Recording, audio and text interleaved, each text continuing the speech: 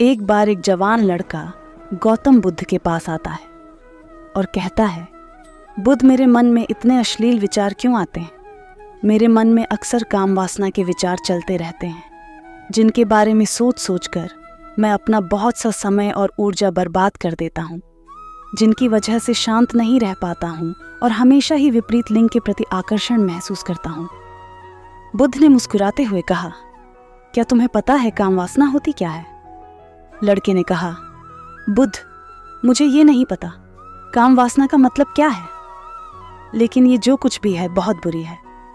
बुद्ध ने कहा कि प्राकृतिक रूप से जो भी हमारे अंदर है उसकी कुछ ना कुछ ज़रूरतें हैं। वासना एक प्रकार की भावना है जो हमें किसी न किसी चीज़ की कमी का एहसास करवाती है।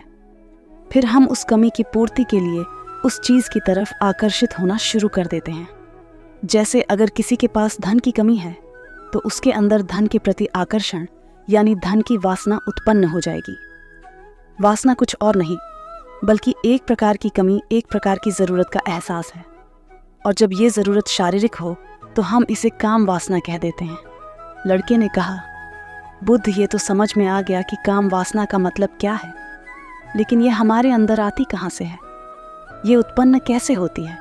बुद्ध ने कहा, काम वासना कहीं से आती नहीं, बल्कि ये प्राकृतिक रूप से हमारे अंदर ही मौजूद होती है, और इसका होना ज़रूरी भी है, क्योंकि यही मानव जाति के विस्तार का है। लड़के ने कहा, बुद्ध, जब काम वासना प्राकृतिक रूप से हमारे अंदर मौजूद है तो फिर लोग काम वासना को गलत क्यों बोलते? बुद्ध ने कहा, ये बहुत बड़ी समस्या है कि लोगों ने काम वासना को गलत नज़रिए से देखना शुरू कर दिया है, इसे दबाने की कोशिश करना शुरू कर दिया है। काम वासना का होना गलत नहीं है, बल्कि काम वासना का बेलगाम होना गलत है।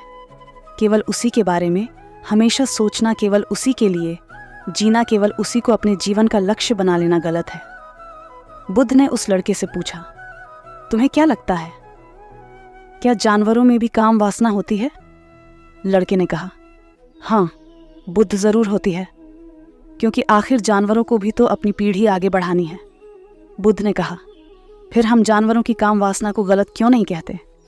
लड़के ने कहा, पता नहीं बुद्ध, आप ही बताएं। बुद्ध ने कहा, क्योंकि जानवर अपनी काम वासना का उपयोग सिर्फ संतति उत्पन्न करने के लिए करते हैं, उससे खुशी प्राप्त करने के लिए नहीं, और ना ही सुख भोगने के इरादे से, क्योंकि जानवरों को प्रकृति ने इतनी सोचने समझने क्षमता ही नहीं दी कि वह अपनी काम वासना को अपने क्षणिक सुख का आधार बना सके, जबकि हम इंसान अपनी सोचने समझने की क्षमता का दुरुपयोग करके प्रकृति में पाई जाने वाली हर एक चीज़ का अपने सुख और आनंद करने का प्रयास करते हैं। हम इंसानों ने भी काम वासना के साथ यही किया है, इसे अपने आनंद और भोग का आधार बना लिया है। जिस भावना को प्रकृति ने मानव जाति का अस्तित्व बनाए रखने के लिए हमारे अंदर डाला था, उसे जीवन का सर्वोपरि लक्ष्य बना रखा है, और इंसानी काम वासना का ये बेलगाम होना ही उसके दुखों का कारण है।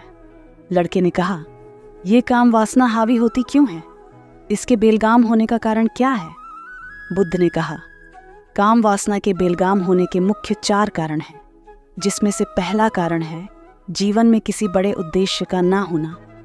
बुद्ध ने उस लड़के से पूछा, क्या जब तुम किसी काम में व्यस्त होते हो तब भी तुम्हारे दिमाग में अश्लील विचार आते हैं? लड़के ने कहा, नहीं बुद्ध, जब मैं व्यस्त होता हूँ तो मेरे दिमाग में अश्लील विचार नहीं आते।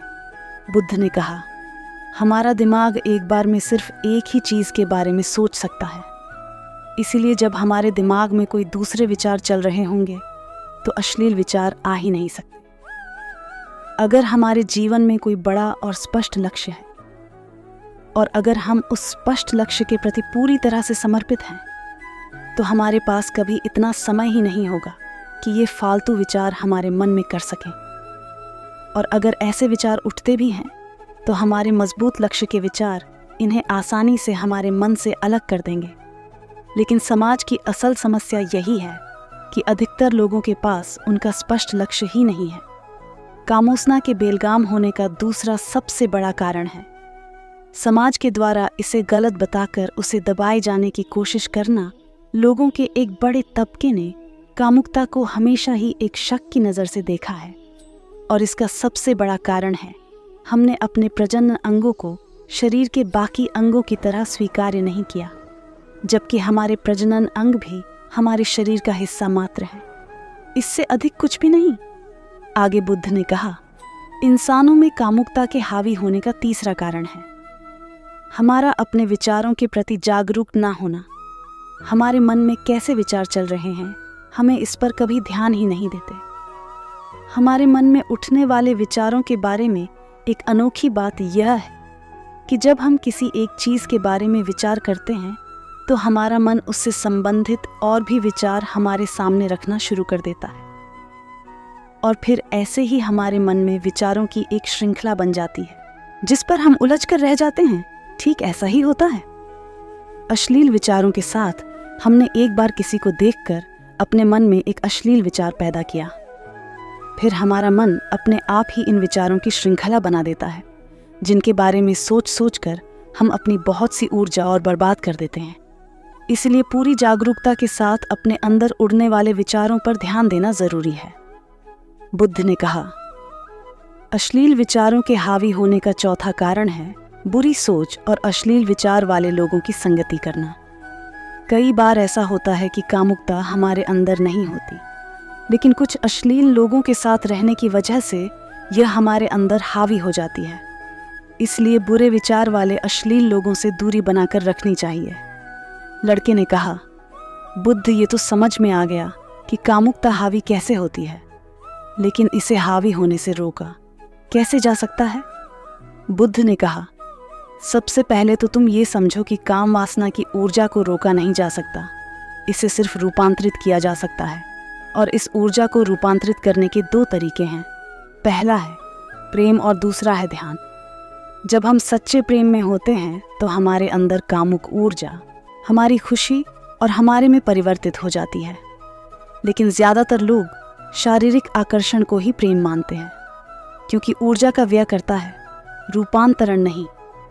काम वासना की ऊर्जा को शरीर के अंदर रूपांतरित करने का सबसे सफल तरीका है ध्यान के माध्यम से आप अपने अंदर स्थित आनंद के उस केंद्र में स्थापित हो जाते हैं जिसके सामने दुनिया का हर भोग विलास फीका लगने लगता है। ऐसा नहीं है कि आप ध्यान में उतरने के बाद सब सोचने और करने में सक्षम नहीं होते, बल्कि आप उससे ऊपर उठ चुके होते हैं और फिर ये सब हरकतें आपको छोटी और बचकानी लगने लगती हैं। लड़के ने कहा, लेकिन बुद्ध, ध्यान की शुरुआत कहाँ से करें? बुद्ध ने कहा, सबसे पहले तुम खुद के साथ अकेले में समय बिताना शुरू कर दो, क्योंकि जो इंसान जिसके साथ सबसे ज़्यादा समय बिताता है वो उसको सबसे ज़्यादा जानने लगता है।